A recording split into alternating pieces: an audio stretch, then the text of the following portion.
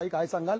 सगळ्यात महत्त्वाचं म्हणजे तुमच्याकडे लक्ष लागलेलं आहे, पुरेशी मतं असून सुद्धा संशय व्यक्त केला जातोय, याला काय उत्तर द्याल विरोधकांना? नाही, तसं काही संशय घेण्यासारखं नाहीये. मी पण हे चॅनलमधूनच वेगळ्या वेगळ्या गोष्टी ऐकते, पण आम्ही सगळे आमदार एकत्रित आहोत. काल सुद्धा आमच्या मीटिंग्स झाल्या. आमच्या पक्षातील सर्वच सिनियर नेते होते आणि आम्ही सगळेजण एकत्र आहोत आणि सर्व माझे आमदार आणि सहकारी माझ्यासोबत ठामपणे उभे आहेत आणि सगळ्यांचा आशीर्वाद माझ्या पाठीशी आहे. मी सगळ्यांची लाडकी बहीण आहे आणि त्यामुळे सगळे माझ्या पाठीशी आशीर्वाद त्यांचा आहे. आज हे भाऊबीज होईल वाटतं तुम्हाला मतांच्या रूपांमध्ये.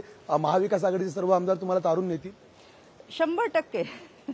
एक महत्त्वाचं विचारत होतं, काँग्रेसचे आपले प्रदेशाध्यक्ष नाना पटोले म्हटले होते, आमच्याकडे हॉटेल पॉलिटिक्स करण्यासाठी पैसे नाही आहेत, आमचा पक्ष हा ग्राउंड लेवलला काम करणारा पक्ष आहे.